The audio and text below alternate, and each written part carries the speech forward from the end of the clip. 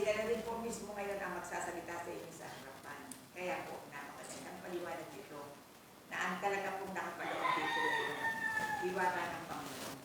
Na ako man po mismo, hindi ko akalain hindi may makakaya ko. O ikaw, ate, ate, kumayo pa. Ano masasabi mo sa naging nabigay sa inyo ng Diyos ngayon?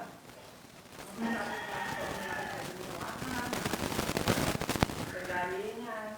Kaya po ako nagpapasalamat sa mga na sinuro dito kay Nanay pa rin na para po kami ay hindi naman po ng doktor. Salamat po.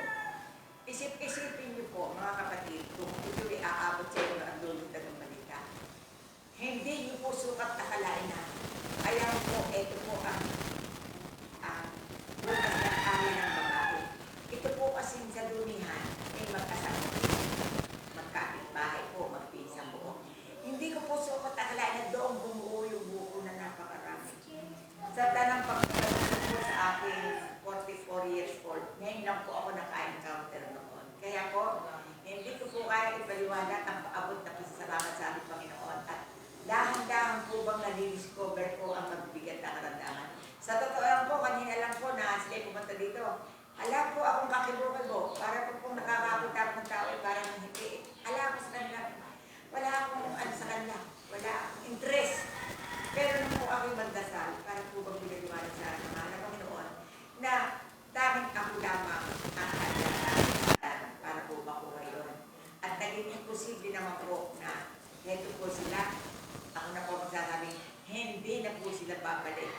Paminsan-minsan na lang po, kasi ganun po ang dito po. Pag po nakayari na, hindi na babalik, alaala na lang. Kaya po, binababalita ko po sa buong yanig ng mundo ang aking naabot na karunungan, pangyayari, at uugatin po natin ang biyaya. Dahil ito rin po ang isang ginamot ko na, kumbaga po ba sa magkapatid, muntik na rin pong inaabutin mo, ma'am. Kaya sabihin mo ngayon, magsalita ka. Salita ka raw. Okay, God.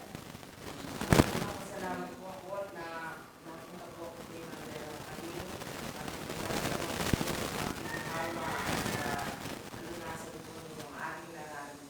Salamat po. O di ba kayo natutuwa, hindi na kayo makikin, hindi na kayo mababayopsi. Yung biyaya ng Diyos para pag dating PHM, o kayo, ngayon, hindi po ba, sinabay ko na po ito, kasi po, talaga pong, ito pong ginampanan ko ngayon ay pambihira. Dahil ito naman po si Kuya, o Kuya, ano naman ano naman ang masasabi mo? Ano masasabi mo sa iyo sa naging kasaysayan mo sa kay Mother Pauline? Maraming pong salamat, lalo na po sa Panginoon at sa ako pa rin. Salamat po at sana po na sa aming lahat. Maraming salamat.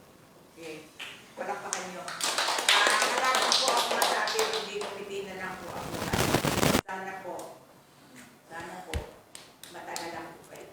Kasi po, sa inyo naman po umabot itong ginagawa kong mga bakterya nito. Talaga po, hindi kayo makakakain. Talaga po, na pinapasa ko lang po ang bagas sa tungkulin. Talaga pong biyaya ng Panginoon para sa tayo. Kaya ang tangi kong masasabi sa ngayon, yung mga tao, hindi pala umaabot sa inyo.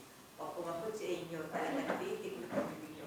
O hindi ko na po makakahabaan ang aking sasabihin, kundi maraming po salamat mga Panginoon sa ibinibigay mo sa aking talino, karunungan at pagtatyaga. Hindi ko po matilimutan ito. Sana po tulungan niyo naman ako na hindi ko po sinabing pautangin po ko ng mahabang buhay. Tutuman pa ko po ako ng lakas at nangihina din po ako.